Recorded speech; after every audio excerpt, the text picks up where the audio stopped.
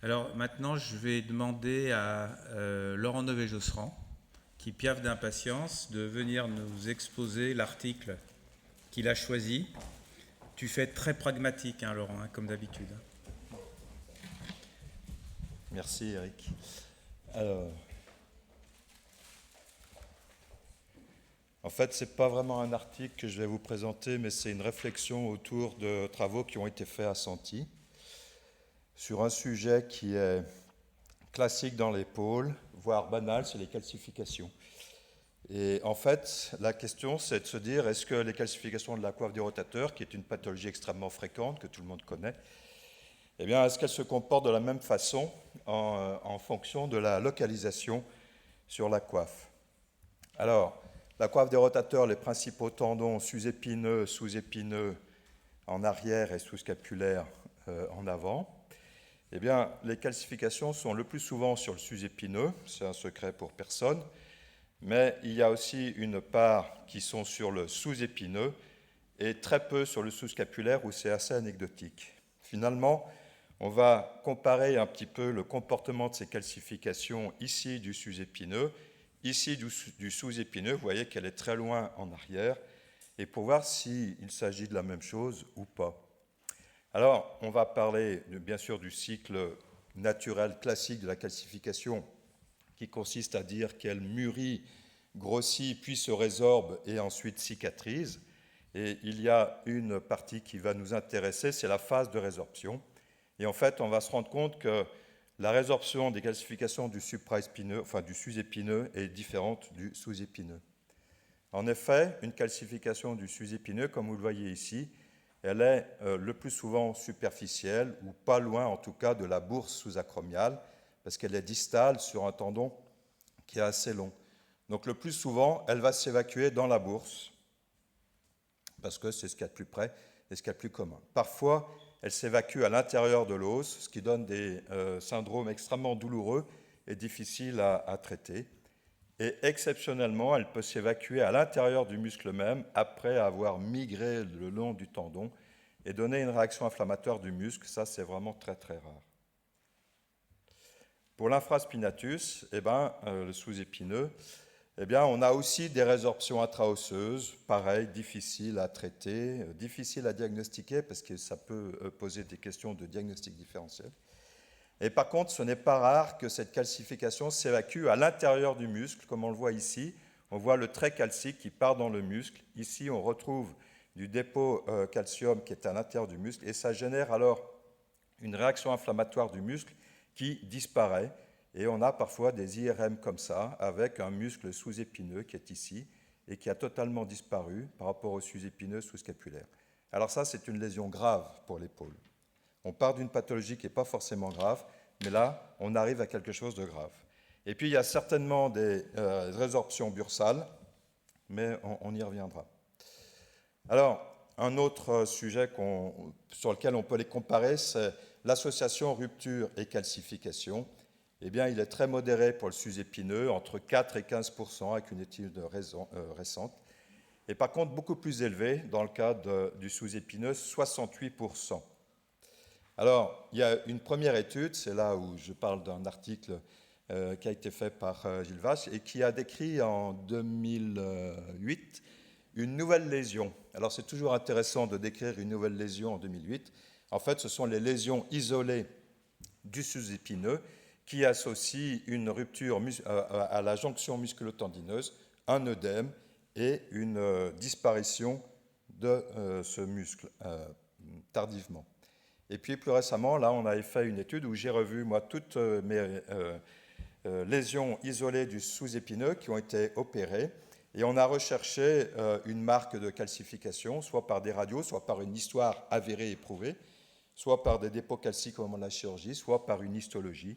Et on a retrouvé exactement le même pourcentage, 68% d'un côté, 67% de l'autre. Donc en fait, on arrive à des lésions qui sont assez caractéristiques, très différentes des ruptures du sous-épineux, avec une lésion qui est à l'intérieur du tendon.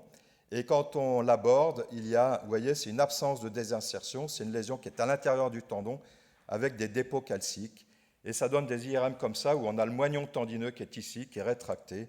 Et ça, c'est pareil, le muscle va disparaître comme ça. Et c'est une vraie catastrophe pour l'épaule. Alors pourquoi ces différences de comportement entre les calcifications avec des tendons qui sont aussi proches l'un de l'autre? Eh bien, l'hypothèse qu'on peut faire, en tout cas c'est celle que je ferai moi, c'est l'anatomie. Il faut chercher ça dans l'anatomie, entre la bourse sous-acromiale et la forme du tendon, et en particulier sa longueur. Vous avez ici une IRM de profil d'une épaule, et vous voyez que l'avant est ici, l'arrière est ici. Et vous voyez que la bourse sous-acromiale, elle va loin en avant, et elle va... Ah, pardon, oui, elle est où la flèche? Ah, il y en a. Donc, une IRM de profil, ici la coiffe des rotateurs, l'avant est ici, l'arrière est ici. Vous voyez que la bourse, où il y a un épanchement, donc elle est visualisée, elle va loin en avant, et elle s'arrête assez rapidement en arrière. Le sous-épineux, il va de là jusqu'ici, il y a le petit rond, et vous voyez qu'elle recouvre qu'une faible partie du muscle et du tendon sous-épineux. C'est peut-être la raison. En effet, quand on regarde le sous-épineux, ben, la calcification, elle s'évacue le plus souvent dans la bourse, comme on a vu, parce que c'est très proche, parfois dans l'os. Mais le tendon du sous-épineux, il est long, il mesure plusieurs centimètres, enfin 2 ou 3, et il est épais et long. Donc avant qu'il arrive au muscle, il faut que la calcification traverse, c'est plus qu'exceptionnel. Au niveau du sous-épineux, eh bien, vous voyez qu'ici, on est tout de suite en muscle, et en fait, il n'y a quasiment pas de tendon. Le tendon du sous-épineux est extrêmement court, et ça explique qu'il peut y avoir une migration dans le tendon, dans le muscle. Et vous voyez ici la bourse sous-acromiale qu'on devine ici. Alors, suivant si la calcification est très postérieure, eh bien, elle va échapper à la bourse, elle ne pourra pas trop se résorber dans la bourse, et donc elle va choisir des modes d'évacuation qui seront plus atypiques, mais plus graves en termes de conséquences. Alors, tout ça a un corollaire pratique, c'est la ponction lavage, qui est une technique d'évacuation des calcifications, qui est classique au niveau du sous-épineux, qu'on peut pratiquer sur une calcification volumineuse unique, régulière de type A, mais qui peut avoir des complications, alors soit de tendinopathie calcifiante infiltrante de type C, soit de complications qu'on voit, nous, chirurgicalement, qui sont en fait des ruptures secondaires du tendon et qu'il faut parfois réparer. Eh bien, au niveau de l'infraspinatus, les ponctions lavage, eh bien, on pense que ça donne des ruptures, ça favorise les ruptures, et ce sont des complications graves, puisque vous avez vu qu'il n'y a pas de retour en arrière, et sinon, il peut y avoir les mêmes choses avec tendinopathie calcifiante ou un risque de migration. Vous voyez ici une calcification, ici la ponction lavage qui devient un type C, avec, vous voyez ici, une migration du produit calcique à l'intérieur du muscle. Donc, en fait, ce n'est pas forcément une bonne idée de faire des ponctions lavage sur ces calcifications de l'infraépineux. Pour terminer, une histoire qui résume ça, avec une calcification du sous-épineux ici, et juste derrière du sous-épineux, qu'on voit mieux en rotation interne, puisqu'elle se démasque, qui a été ponctionnée, lavée, qui est devenue un type C, avec une rupture prouvée à l'arthroscanner, avec plus tard une disparition du muscle sous-épineux. Donc à partir de là, on arrive ici, et ça c'est grave parce qu'il n'y a pas de retour en arrière. Voilà.